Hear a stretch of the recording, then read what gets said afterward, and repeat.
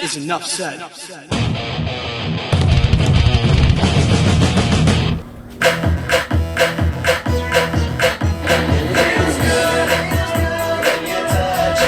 Let's go! Yeah! What's up, Heat Nation? Your boy Ernest here. Back with another Miami Heat Talk video. Happy Friday, you guys. Feeling good? The weekend's here, but more importantly, what y'all hearing? This right here is my debut single, my very first song from my own solo album, It Feels Good. Yeah!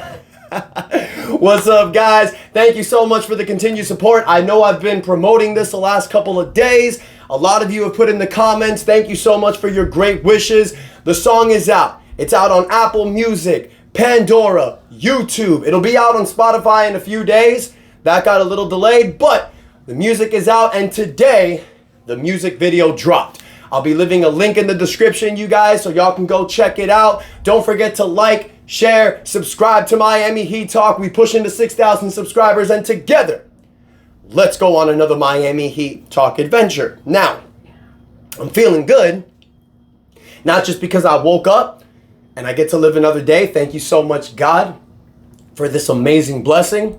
But also, the Miami Heat have a game tonight against the Denver Nuggets. And tonight, ladies and gentlemen, is the return of Jimmy Butler. Now, it was reported yesterday that there's no injury cause for Jimmy Butler. He is expected to play.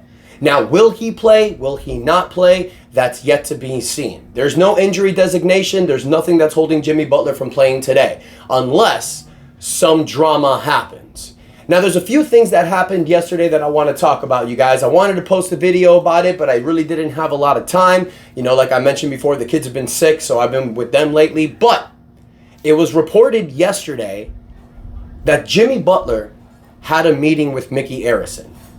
And during the meeting, this was posted by Sam Amick, by the way. During the meeting, it was discussed that Jimmy Butler will return. Now, this is something that Micky Arison has done in the past, you guys. When Pat Riley and the player cannot figure out what's going on, Micky Arison usually comes in and closes. A lot of people like to think that only Pat Riley run this organization. Micky Arison has a huge hand in this organization as well, being an owner. We saw this back in 2014 when LeBron left and Dwayne Wade was a free agent, having that problem with Pat Riley, having that communicational problem. It was Micky Arison that sat down with Dwayne Wade and got him to agree to that 2-year contract. And then the next season, Wade ended up leaving. But Micky Arison at times will have a meeting with the player and they'll go ahead and squash it. And then it was also posted by my man Kevin Love. It was an Instagram post yesterday that he put of the movie Wolf of Wall Street. That scene where Leonardo DiCaprio said, "I'm not effing leaving," and everybody just went crazy. And Kevin Love posted, and I quote, all caps, "Live look, Jimmy Butler after his meeting with Jimmy. Hashtag get my joy back." So what that tells me is that Jimmy Butler and the Miami Heat organization have basically squashed this drama. They're going to push it to the side and move forward. And what does it mean by moving forward? Balling the hell out. Now, I've said this during the whole trade rumors with Jimmy Butler.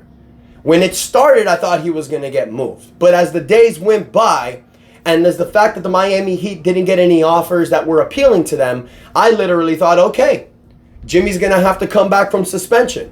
There's 3 weeks left for the trade deadline. That is more than enough time for Jimmy Butler to boost his value if he really wants to get traded. He told Pat Riley in a face-to-face meeting last week he wants to get traded.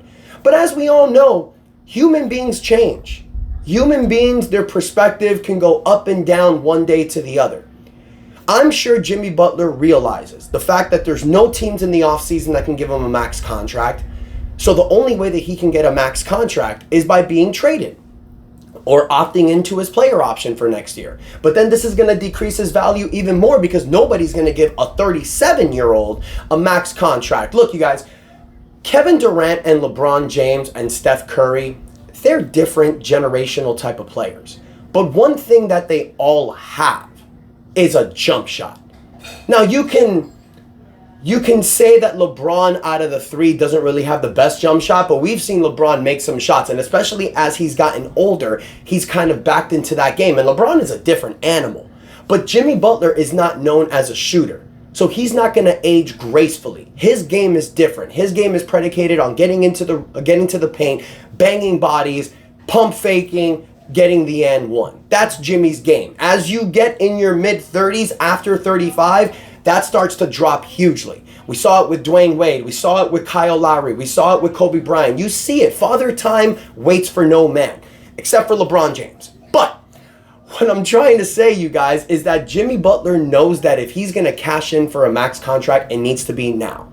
It needs to be this off season. So the best thing for Jimmy Butler, if he wants to get traded and if he wants to get a max contract, is to work with the Miami Heat for a sign and trade this offseason. So Jimmy Butler's going to have to play as an animal if he wants his money. One thing that we've all learned from Jimmy Butler through this whole process, money is the most important thing to him. I'm not knocking it. I'm not saying it's bad. A lot of these players start in the NBA with very bad situations. So for a lot of them, money is the prime objective. Make as much money as you can, take care of your family, and ride off into the sunset. And if you win a championship in that process, cool. But if you don't, cool. Jimmy Butler doesn't seem like that type of guy that's hung up on winning a championship. He doesn't have that same drive as Kobe Bryant, Michael Jordan. But that's fine. That's okay, because one thing I will say, when Jimmy is paid and when the lights are brightest and when it's playoff time, this MFer doesn't take a step back and coast. He gives it his all. And I still expect the same thing from Jimmy Butler. Maybe not during the regular season. We know what Jimmy does during the regular season. But what I'm hoping is that all this outside noise, all this crap, all this BS that's going on, Jimmy Butler's going to look at it and he's going to say, okay, y'all think I don't have it anymore? Y'all think I'm old? Watch this. So do I feel that Jimmy Butler can still be moved by the trade deadline? Absolutely. If Jimmy Butler goes out, has some great games, kind of like what he did with Detroit a few weeks ago, that monster double-double game, if he shows that he can still be that leader, then yes, look for teams to come up at the 11th hour. Look for teams at the last second to go to the Miami Heat and say, this is what we'll give you. Guys, nobody's going to make an insane offer a month before the trade deadline. Teams know what the Miami Heat are going through with Jimmy Butler. There's a lot of drama. There's a lot of BS. There's a lot of situations where they're all over social media. Teams see this and teams don't want to take a part of it. So they're going to give the Miami Heat a very low ball offer. But as the weeks go by, when we're in February, a few days before the deadline, you could look at a team like Memphis. You could look at a team like Milwaukee. You can look at a team like Phoenix, and they're going to try to go all in to get Jimmy Butler. So it's really depending on what happens these next few weeks.